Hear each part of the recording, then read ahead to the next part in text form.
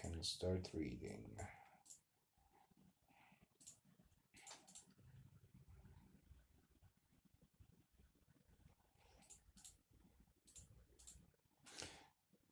Of course, again, Twitch seems to be pretty difficult to share when you're on mobile.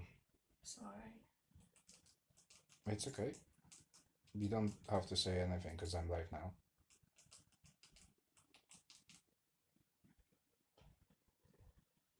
There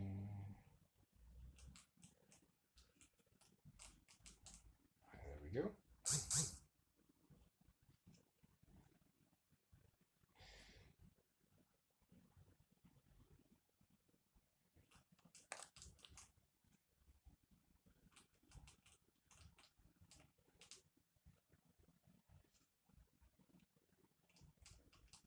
Got some gentle rat ASMR in the background. Oh yeah, they sometimes crunch.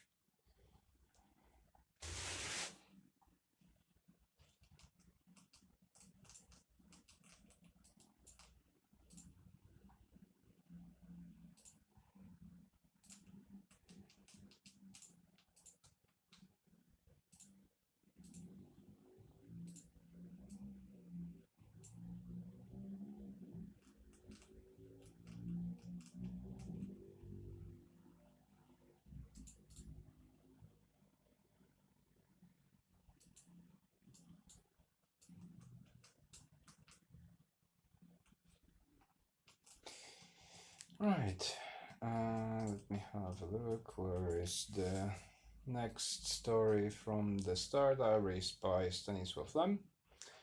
It's going to be the 11th Voyage. If you're wondering why this is the 11th Voyage and not the 10th Voyage, the introduction has explanation, and there's going to be more numbering confusion later anyway. I should probably point out that this one has content warning for some descriptions of torture and indelicate discussion of mental health. It's mental health of robots and artificial intelligences, but mental health nevertheless. I blame the time period in which the book was written. It doesn't detract from it being inappropriate today. But anyway, let's get started. The 11th Voyage. It was going to be one of those days. The mess in the house, bad enough when I'd had my servant sent out for repairs, was growing worse. I couldn't find a thing. There were... Oh, hello! Hi, Jasmine, how are you? Hope you're doing well. Yeah. When I'd had my servant sent out for repairs, it was growing worse. I couldn't find a thing. There were mice nesting in my meteor collection. They had gnawed the prettiest chondrite. While I was making coffee, the milk boiled over. That electrical numbskull had hidden the dish rags along with my handkerchiefs. I really should have taken him in for an overhaul back when he started shining my shoes on the inside. I used an old parachute for a dish rag, then went upstairs, dusted off the meteors, and set a mousetrap. I had collected all the specimens myself. It's not that difficult. All you had to do is come up on the meteor from behind and drop a net over it. Then I remembered the toast and ran downstairs. Burnt to a crisp, of course. I tossed the toast in the sink. The sink stopped up. I waved my hand in disgust and took a look in the mailbox. It was full of the usual morning fare. 2 invitations to conferences, somewhere in the godforsaken backwaters of the Crab Nebula, flyers for advertising, cream for polishing the rocket, a new issue of the Jet Trackman, nothing of the interest. The last item was a dark, thick envelope, sealed with 5 seals. I weighed it in my hand, then opened it. The Secret Minister for Matters. Oh, hello, Anne. Concerning Sertia, has the honor to request the presence of Mr. Ion Tiche at a meeting to be held on the 16th of this month, 17:30 hours, in the small lecture hall of Lambretanem. Admittance only to those bearing invitations. X-rays required. We urge the matter to be kept in strictest confidence. An illegible signature, a seal, and stamped across in red diagonally words, Cosmic Importance Classified.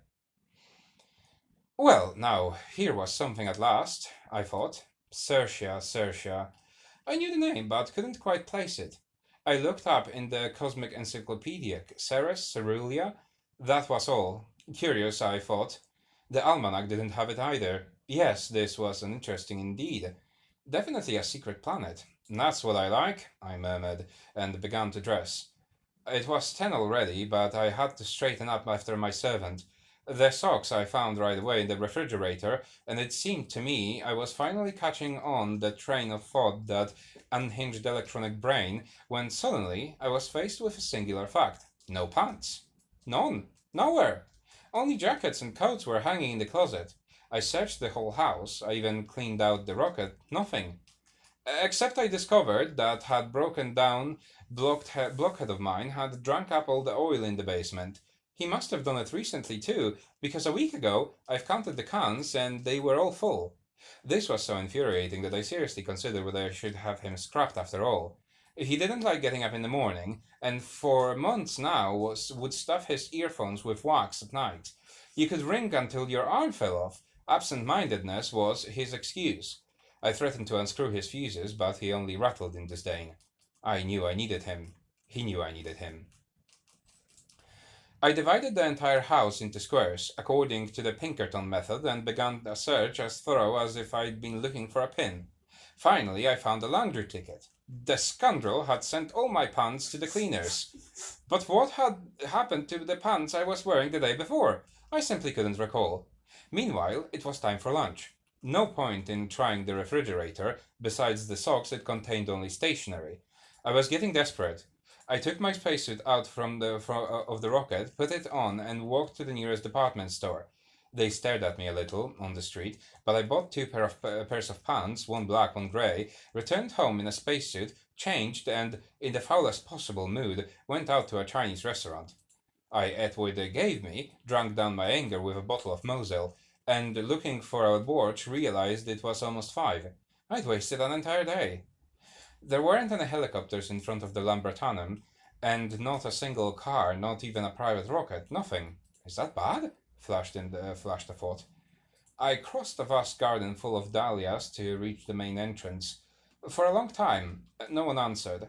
At last, the cover opened, the one-way peephole lifted, and an invisible eye scrutinized me, after which the gate opened just enough for me to squeeze through. Mr. Tihe, the man who let me said into his pocket microphone. Upstairs, please, he told me. The door on the left. They are waiting on you. Upstairs, it was pleasantly cool. I entered the lecture hall and found myself in a highly select gathering. Except for 2 characters behind the conference table, whom I'd never seen before, there on velvet upholstered armchairs sat the flower of cosmography. I recognized Professor Gargarek and his assistants. Nodding to one and all, I took a seat in the back. One of the men behind the conference table, tall and graying at the temples, opened a drawer, pulled out a rubber bell, and tinkled it noiselessly. What fantastic precautions, I thought. Gentlemen, rectors, deans, professors, and you, our esteemed Ion Tiche, began the man, with the grey temples rising. As plenipotentiary and minister to matters of utmost gravity and secrecy, I hereby open this special session convened to consider the case of Cercia. Secret advisor Xaphirus has the floor. Ooh, I need a drink. I've got a drink, don't worry.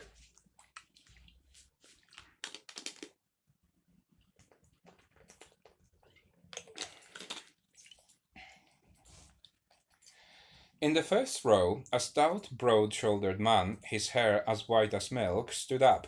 He ascended the podium, made a slight bow to the assembly, and said without preface, Gentlemen, about 6 years ago, a galactic company freighter, the Jonathan II, set off from the planetary board at Yokohama. This vessel, under the command of one Astracenti Peapo, a seasoned spacer, was carrying lumber to Arachlandria, a planet of the Gamma Orion. It was last sighted by a stellar beacon in the vicinity of Cerberon. Then it disappeared without a trace.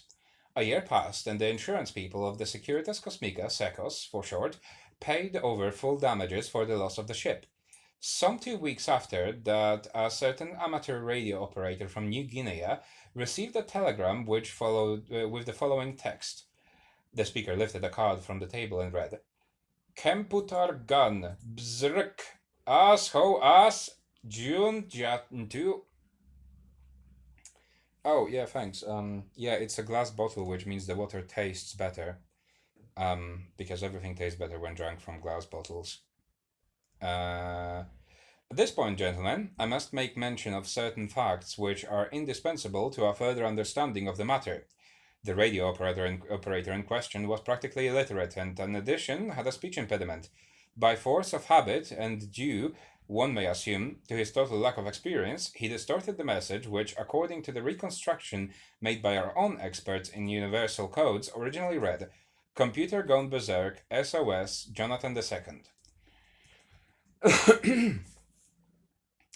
The experts maintained, on the basis of this text, that the rare event of mutiny in deep space had in fact taken place. We are speaking of the mutiny of the ship's computer. Now, because the insurance payment had been made to the owners, and they were therefore no longer in a position to lay claim to the lost ship, for all the property rights to it, including the cargo, had been assumed by Sekos. It was Sekos who engaged the Pinkerton agency, in the persons of Absterhazy and Mnemonius Pinkerton, to conduct the appropriate inquiries. The investigation undertaken by these competent professionals revealed that the computer of the Jonathan, a luxury model in its day, but which by the time of its final voyage was well along in years, had recently been filing complaints against one of the crew. This was a rocket engineer named Simeon Gitterton, who was supposed to have tormented it in a variety of ways, lowering its output potential, flicking its tubes, taunting it, and even heaping upon the computer such offensive epithets and slurs as, for example, Old Screwloose Solderhead and Uncle Framus. That's not fair. No, it's not right. Gitterton denied everything, claiming that the computer was simply hallucinating, which does indeed on occasion happen to our senior automata. At any rate, Professor Gargarach will shortly fill you gentlemen on this particular aspect of the case. All efforts to locate the ship during the next 10 years failed. Soon after that time, however, the Pinkerton agents, still tirelessly working on the mysterious disappearance of the Jonathan, learned that there was a half-crazed sickly beggar who would sit in front of the restaurant of the Hotel Galax and sing the most wondrous tales professing to be Astrocent Piapo, of the former starship commander. This old man, bedraggled and tattered beyond description, did indeed answer to the name of Astrocente Piapo. Yet not only was his reason dimmed, but he had also lost the power of speech and could only sing. When questioned patiently by the Pinkerton men, he chanted an incredible tale, how something terrible had taken place on deck, as a result of which he was thrown overboard with only the spacesuit on his back, and how with a handful of loyal rocketeers he had to return to Earth on a foot from the murky regions of Andromeda, which took a good 200 years. He wondered, so he sang sometimes on meteors heading in the right direction, or sometimes hopped on passing barge. It was only a small part of the journey that he spent on the Lumion and an unmanned cosmic probe which happened to be flying towards Earth at a velocity just under the velocity of light. This ride, a straddle of the back of the Lumion, he paid for, as he put it, with the loss of speech, though he also grew younger by many years thanks to the well-known phenomenon of the contraction of time on bodies traveling at speeds approaching c. C being the speed of light. So went as the story, or rather the swan song of the old man. But the events had occurred aboard the Jonathan, he stubbornly refused to caroon a single note. Only after they placed a recording device around the hotel entrance, where he often sat, were the Pinkerton men able to tape the old beggar's tunes. In several of these, he let loose a volley of the most dreadful imprecations against a common calculator that proclaimed itself the sublime arch-imperator of the panoptic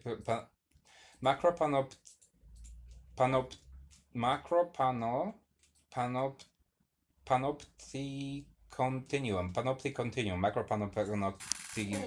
This is a bad one. This is a bad one. Hold on. Macropanoptic continuum. There we go. Pinkerton concluded from a reading of the message had been correct that the computer, having gone mad, did indeed dispose of all the persons on the ship. The investigation took on new life with the discovery made 5 years later by a cruiser of the Megagalactical Institute, the Astromeg, of a rusty hulk drifting in orbit around the unexplored planet of Procyon, and similar in profile to the lost Jonathan. The Astromech, nearly out of fuel, turned back without landing on the planet, but it notified Earth by radio. A small patrol ship, the Deuteron, was dispatched at once, searching the region surrounding Procyon, and finally came upon a wreck. This was in fact the Jonathan, or rather what remained of that ship. The Deuteron reported that it found the abandoned vessel in frightful condition. The machines had been removed, the bulkheads, decks, partitions, hatches, everything down to the last screw, so that all that was circling the planet was an empty, gutted hole. Further probes conducted by the crew of the Deuteron revealed that the mutinous computer of the Jonathan had decided afterwards to settle on Procyon and plundered the ship of its contents so as to install itself more comfortably on that planet. As a result of which information, a file was accordingly set up in our division under the codename of Sertia, which stands for Cargo and Effects Repossession, Caution, Insubordinate Autopilot. The computer, as a subsequent research showed, had established itself on the planet and multiplied, producing numerous progeny in the form of robots, over which it enjoyed absolute power and dominion. Since, however, Sertia lies well within the sphere of influence political gravitational of Procyon and its Melmanites, which intelligent race it is in Earth's interest to maintain friendly relations, we had no wish to intervene militarily, and so for a certain period of time left Sertia and the robots colony founded there by the computer in our division files bearing the name Rob Cole in peace. But Seacos petitioned for repossession on the grounds that the computer and all its robots were by law the property of the insurance company. We approached the Melmanites in this matter. Their reply was that, to their knowledge, the computer had created not a colony, but an independent state, called by its inhabitants Magnifica, and that the Melmanite government, although it had not recognized the existence of the state de jure, nor indeed had there even been an exchange of diplomatic representatives, nonetheless accepted the presence of that social organism de facto, and did not feel it had justification, or, for that matter, the authority to initiate any change in the situation. So far, the robots in question had conducted themselves peacefully, vegetating on the planet, and gave no sign of any aggressive or destructive tendencies. But, obviously, our department could not simply drop the matter there, for the general feeling being that such an action would smack of frivolity. Thus we sent several of our men to Sertia, disguising them first as robots, for the youthful nationalism of the Robcol had taken the form of an unreasonable hatred of all things human. The Sertian press never tires of repeating that we are abominable slave owners who illegally exploit and prey upon innocent robots. And so all the negotiations which we had attempted to conduct on behalf of the Secos organization, in the spirit of mutual respect and understanding, came to a naught, since even our most modest demands, namely that the computer turn itself and its robots over to the insurance company, were rewarded with insulting silence. Gentlemen, the speaker said, raising his voice, events did not, unfortunately, process as we had anticipated. After a few radio reports, we lost all contact with our people on Sertia. We sent replacements with analogous results. After our first coded communication informing that they had landed without incident, they gave no further sign of life. Since that time, over a period of 9 years, we have sent a total of 2,786 agents to Sertia, and not one has returned, not one has responded. This evidence of the perfection of the robot's counter-espionage is accompanied by other, perhaps even more alarming facts. Note that the Sertian press is attacking us more violently than ever in its editorials.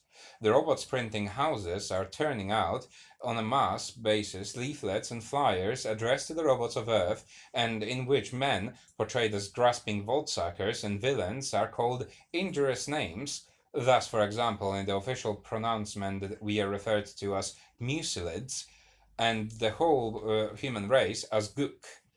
Once more, we appealed in an aid memoir to the government of Procyon, but it repeated its previous declaration of non intervention, and all our efforts to point out the dangers inherent in that neutralist position, which is in reality the most craven isolationism, were to no avail. We were given to understand that the robots were our product, ergo, we were responsible for all their acts. On the other hand, Procyon was categorically opposed to any sort of punitive expedition, including the forced expropriation of the computers and its subjects. That, gentlemen, is how the situation stands today, and the reason for the calling of this meeting. To give you some idea of how volatile the situation is, I shall only add that the last month Electron Courier, the official organ of the computer, ran an article in which it cast mud upon the entire evolutionary tree of man and called for the annexation of Earth to Certia, on the grounds that robots, according to the best authorities, were a more advanced form of living creatures. On which note I conclude and yield the floor to Professor Gargrak. Bent beneath the weight of many years, the famed specialist in mechanical psychiatry ascended, not without difficulty, to the lectern. "Gentlemen," he said in a quavering yet still resonant voice, "for some time now it has been known that electronic brains must not only be constructed but educated as well. The lot of an electronic brain is hard. Constant unremitting labor, complex calculations, the abuse and rough humor of attendants. This is what an apparatus by its nature extremely delicate must endure. Little wonder, then, that there are breakdowns and short circuits, which not infrequently represent attempts at suicide. Not long ago I had in my clinic such a case. A split personality, dichotomia profunda, psychogenes electrocutiva, alternans. This particular brain addressed love letters to itself, employing such endearing terms as relay baby, spoolie, little digit drum dump, clear proof of how badly the things needed affection, a kind word, some warm and tender relationship. A series of electroshock treatments and a long rest restored it to health. Or take, for example, tremor ex electrocutis frigoris oscillavatis. An electronic brain, gentlemen, is not a sewing machine, not something one can use to drive nails into a wall. It is a conscious being, aware of everything that takes place around it. And this is why, in moments of cosmic danger, it may begin to quake, setting the entire ship a tremble so that those aboard can hardly keep their feet. There are certain insensitive natures who have no sympathy for this. They provoke the brains out of all patience. An electronic brain, gentlemen, wishes us nothing but good. However, the endurance of coils and tubes has its limits too. It was only a result of endless persecution from its captain, who turned out to be a notorious drunkard, that the electronic calculator of Grenoble, designed to make in-flight course corrections, announced in sudden fit of madness that it was the remote-controlled child of the great Andromeda, and therefore hereditary emperor of all Morglorandia. Right, this is giving you slight vibes of that episode of Futurama. Yeah, I wouldn't be surprised if the guy who wrote this episode read this first. Because Yeah. it's going to get more similar to the episode of Futurama. Oh, okay, interesting. Sorry to interrupt. That's okay. Treated at our most exclusive institution, the patient finally quieted down, came to its senses, and it is now almost completely normal. There are, of course, more serious cases. Such, for example, was a certain university brain, which, having fallen in love with the wife of the mathematics professor, began out of jealousy to falsify all the calculations till the poor mathematician grew despondent, convinced that he could no longer add. But in that brain's defense, it must be stated that the mathematician's wife had methodically seduced it, asking to total up the bills for her most intimate undergarments. The case we are considering here brings to mind another, that of the great space brain of the Pancralius, As a result of defective wiring, it became connected with the ship's other brains and, in an uncontrollable impulse to expand, which we call electrodynamic gigantophilia, pillaged the stockrooms of its spare parts, deposited the crew on the craggy Miseron, and then dived into the ocean of Atlanthropia and proclaimed itself patriarch of the lizards there. Before we were able to reach the planet with sedative equipment, the brain blew out its tubes in a fit of rage, for the lizards would not listen. It's true that this instance, too, there was extenuating circumstances. We learned later that the second mate of Pancratius, a known cosmic card sharp, had cleaned out the unfortunate brain to the last rivet, which with the aid of a marked deck. But the case of the computer, gentlemen, is exceptional. We have here the clear symptoms of such disorders of gigantomania ferrogenes acuta, as paranoia misanthropica, persecutoria, as polyplasia, peneloctropsychica, debilitativa gravissima, not to mention necrophilia, thanatophilia, and necromantia. Gentlemen, I must bring to your attention certain facts which are fundamental for an understanding of the case. The Jonathan II had in its hold, beside the lumber destined for the shipbuilders of Procyon, a number of receptacles carrying mercury-based synthetic memory, which was to have been delivered to the Galactic University of Fomalhaut. These contained two kinds of information, one in the field of psychopathology and other in archaic lexicology. We must assume that the computer, in its expanding, consumed the contents of those receptacles and thereby absorbed into itself a comprehensive knowledge of such matters as the history of Jack the Ripper, the Boston Strangler, the Strangler of Gloomspec, and the biography of the Saker Masoch, the memoirs of Marquis de Sade, and the records of the flagellant sect of Perpinact, and the first edition of Murmopoulos' Impalement Through the Centuries, as well as that famous collector's item from the Abercrombie Library, Stabbing, in manuscript by one Hapsodor, beheaded in the year 1673 in London, and better known under the alias of the Baby Butcher. In addition, the original work of Janik Pitva, a concise torturatorium, and by the same author, Rack, Strap and Garrote, Prolegomena to the gentle art of execution, plus the only extant copy of the Boil in Oil cookbook, written by Father Galvinari of Amagonia on his deathbed. Those fatal receptacles also included the minutes deciphered from stone slabs of the meeting of the cannibal section of the Federation of Neanderthal Literati, as well as reflections on the gibbet by the Vicomte and de Krampfus, and I add that the list contained, moreover, such entries as the Perfect Crime, the Black Corpse Mystery, and the ABC of Murders of Agatha Christie.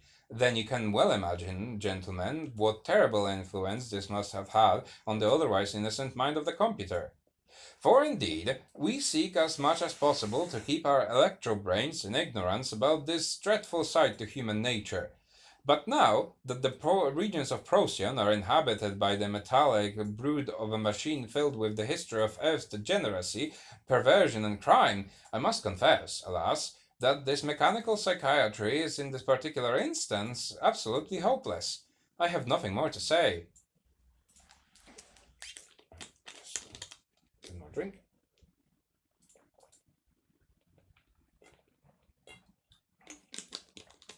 Nice call out to the ABC Murders there. One of my favourite Agatha Christie Poirot novels. Would recommend.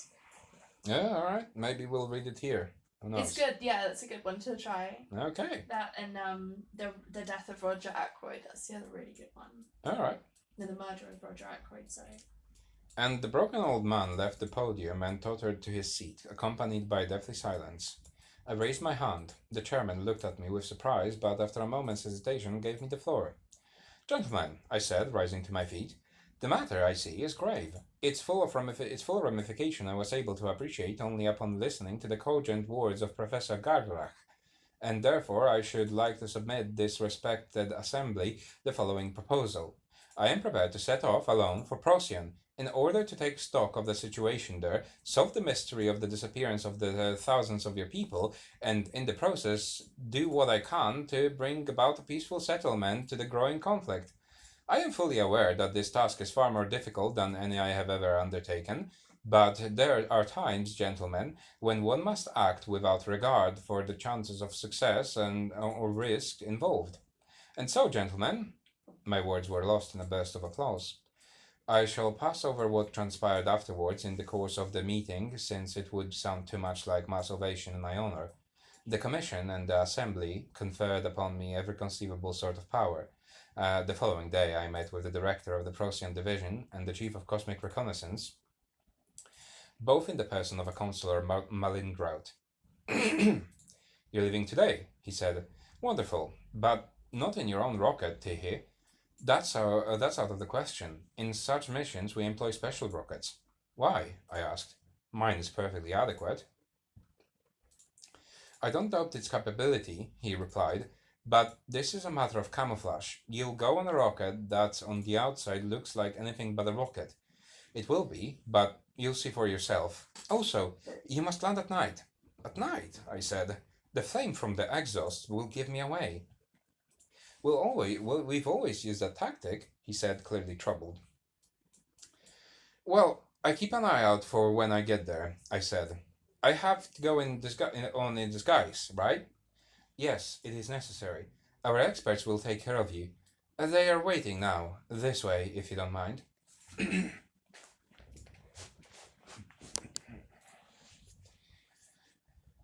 I was led through a secret corridor to a place that resembled a small operating room.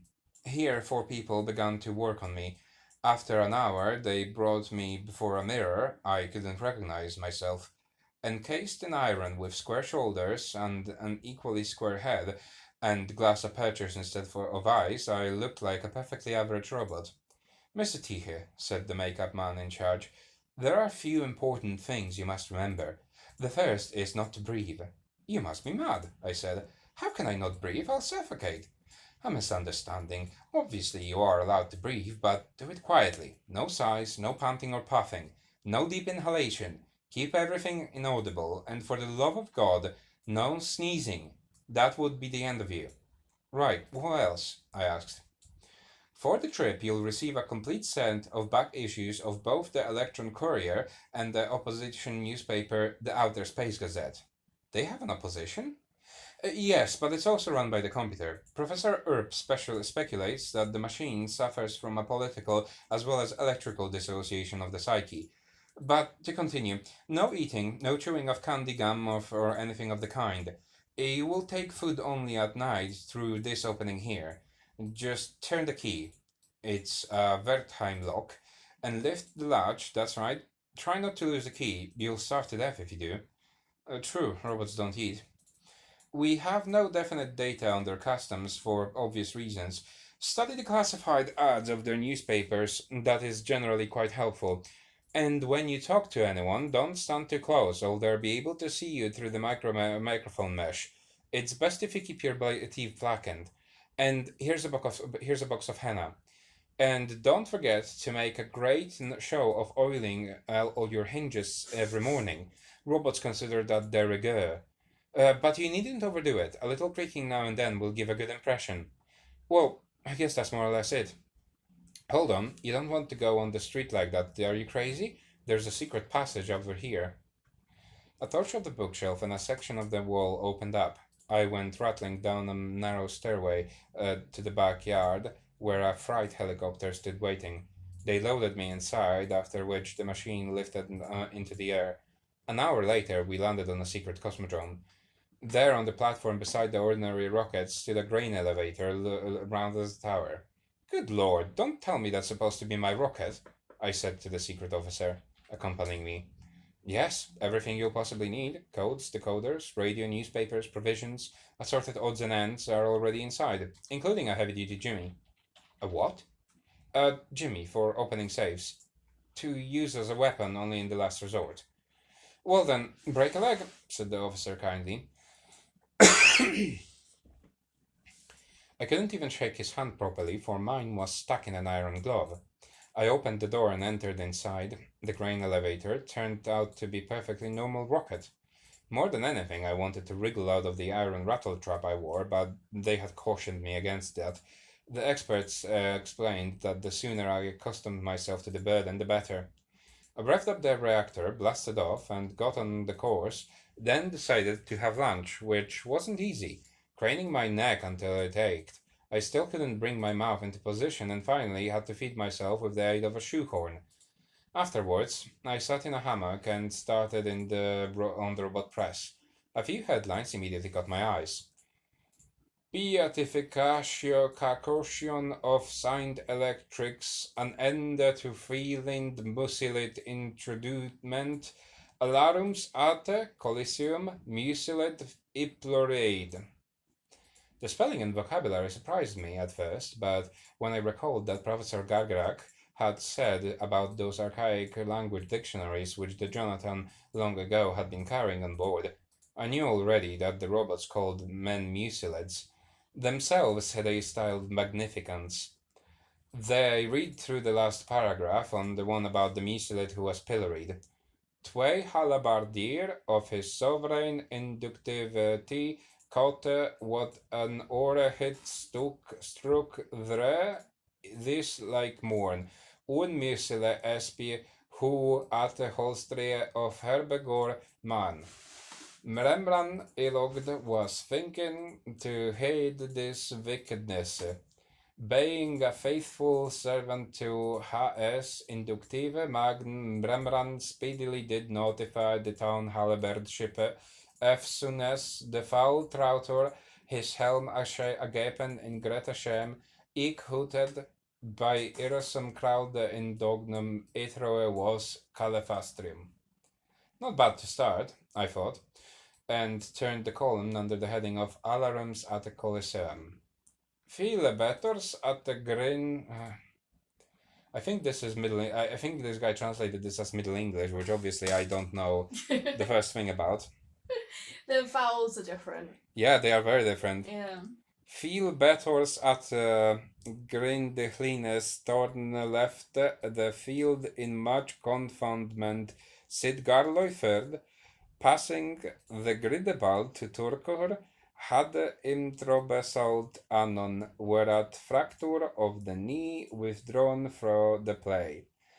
The vajores seien hier premium forlost betrongen them unto the cassier stompelte de tringulum and sorely braste als de tringulator.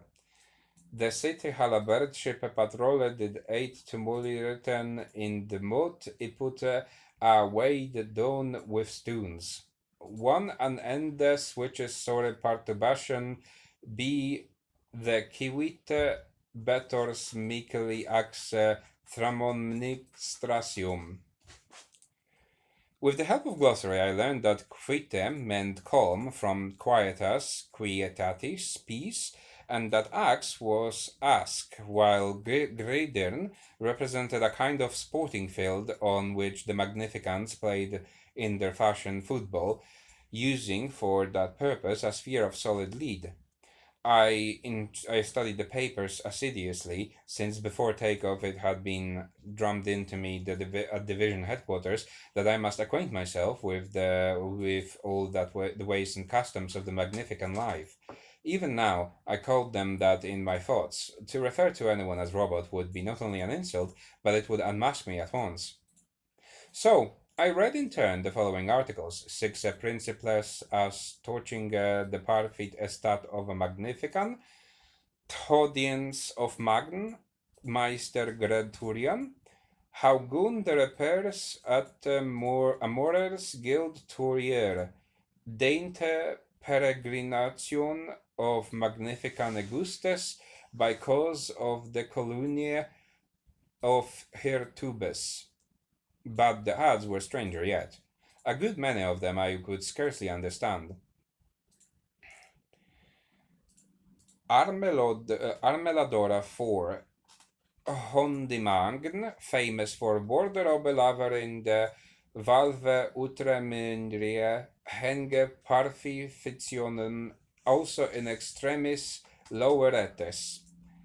Juvenox salve for the removal of rustes, rustationuns, rustificationuns, rusticites, and uter plegi rusticles. Noe on sale. Oleum purissimum pro capite, suffre ad squeaky nece distribulon your thingical. A few were altogether incomprehensible. These, for instance: Art Lycaros, play a limbes to order, alle sissen, for securite un vorce dun peien tomorli drille 7. Luxors cubiculum omnifactorlich compliat with amphignes turente, appli perculator 25. The numbers are in the Roman numerals. So that's, I guess, that's another archaic thing. And there were some that made their hands stand on end underneath my errant hood. The bordel of Gomorrheum openeth today. It's yates. I guess that's gates. Our restauration offereth a tasty dish ne before featured. Tasty dish, eh? Muesli de baby, vitalite iserve at the board and carry ut. Yeah. I racked my brains for these enigmatic texts, for which, however, I had ample time, inasmuch as the trip was supposed to take about a year. In the Outer Space Gazette, they had even more ads. Boonborsteres, flesche perseres, neckesisores, cleveres, corveres, stoutekugels, tre, Gremontorius Fridica 54th. Pyromaniacs, neve swabes istept in abracabors special petroleum, guaranteed quenche prove. I really hope that someday this is not going to be watched by someone who's educated in Middle English, and just how badly I'm butchering it, obviously. My dad knows some Middle English. Oh boy, let's bother him with that. Not much, don't worry. For strangulation fangsere, we musseled thing Jesuete conespeken include iklade with ik un pere. Fingernail players little used chepe. Lady in gentil magnificence, the belly skewers, thumb screwers, spine chewers are in Krakauran. Reading those announcements at length, I began to understand. I fancied the fate which the host of the 2nd Division Volunteers sent forth to reconnoiters had met with. I was not, I confessed, in any great degree of confidence that I landed on the planet. This was accomplished at night, I cutting the engines beforehand as much as possible. After touching down in a fairly mountainous region, I decided, upon reflection, to cover the rocket with broken branches. Really, those experts back at Intelligence hadn't been using their heads. Grain elevators, after all, were a little out of place on a robot planet. I packed the interior of my iron casing with as many provisions as I was able, then set off in the direction of the city, which I spotted in the distance, thanks to the strong electrical glow that hung over it. I had to stop a couple of times to reposition some cans of sardines, for they were clattering around the awful inside. On I went, when something invisible knocked me off my feet. I fell, raising an ungodly racket, and pierced with the sudden thought of, what, already? But there wasn't a living, that is, an electrical thing in the vicinity. Just in case, I pulled out my weapon, a jimmy, the kind that safecrackers use, and tiny screwdriver. Groping about with my hands, I found that I was surrounded by the scrap iron shapes, the remains of ancient automata, their abandoned cemetery. I continued on my way, frequently turning around to look amazed at its dimensions. It went on for at least a mile. Then, in the darkness, quite unalleviated by the distant glow, there loomed 2 four-legged shapes. I froze. My instructions said nothing about animals living on this planet. 2 more quadrupeds noiselessly joined the first. A careless movement from me produced a metallic clang, and the black silhouettes bolted like mad into the night. After this incident, I proceeded with redoubled caution. The time hardly seemed auspicious for entering the city. The late hour, the empty streets, my appearance would surely attract unwanted attention. So I jumped into a roadside ditch and patiently awaited the dawn, chewing on a biscuit. I knew that until the following night it would be impossible to eat a thing.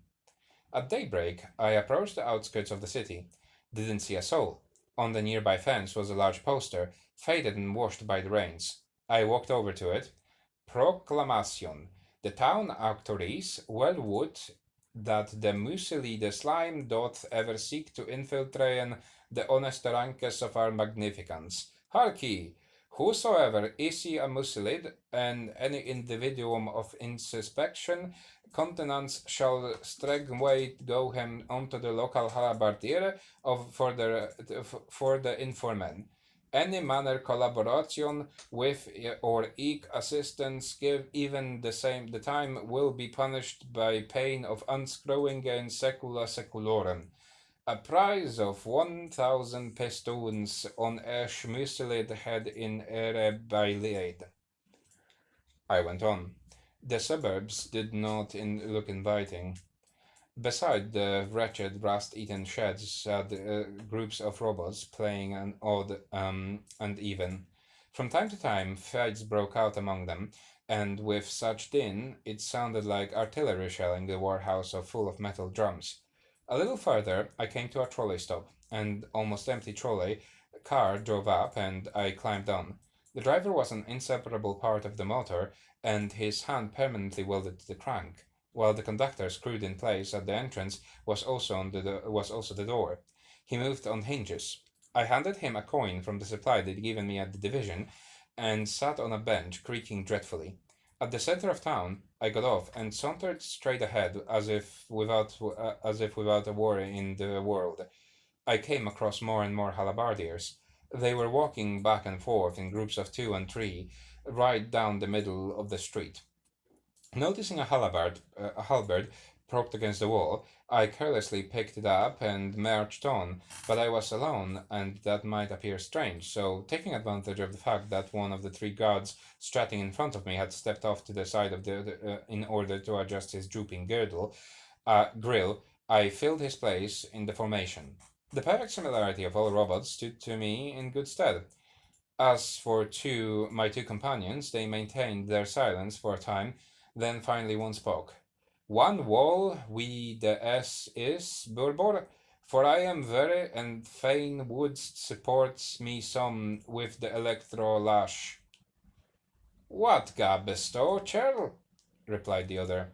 Our station deleted dynamor. Ho! This drear eno iwis. In this fashion, we covered an entire downtown area. Keeping my eyes open, I noticed along the way 2 restaurants, and in front of each a veritable forest of halberds propped against the wall. However, I asked no questions. By now, my feet ached in earnest, and it was stifling inside that iron kettle heated by the sun, and my nose was twitching from the acrid dust. Afraid I might sneeze, I tried to slip away unnoticed, but both of them howled. Hola, friend! Whither trippest thou there? Wast have the bile, but the bladderless? Be ye mad? Nay, I answered. I only thought to sit me down a spell. Sit? And has the favor brent thy coil? We are on duty, trewe castings of the foundry. In so, I said, assenting, and again we marched before us. No, I thought this occupation was totally devoid of possibilities. There had to be some other way. We made yet another round of the city, then suddenly an officer stopped us, crying, Rafandulum! Bondamacronger! Shouted my companions. I made a mental note of that password and replied. The officer looked us over, front and back, and ordered us to hold our halberds higher. Yeah, I'm gonna have to stop here because this is gonna be this is comparatively a long voyage, and we're about halfway through it. So my voice is gonna go soon, and I don't want to just cough into the microphone. So yeah, I'll try to set it up probably next week, maybe on Saturday, because unfortunately I have to work the whole week. So I will see you all later.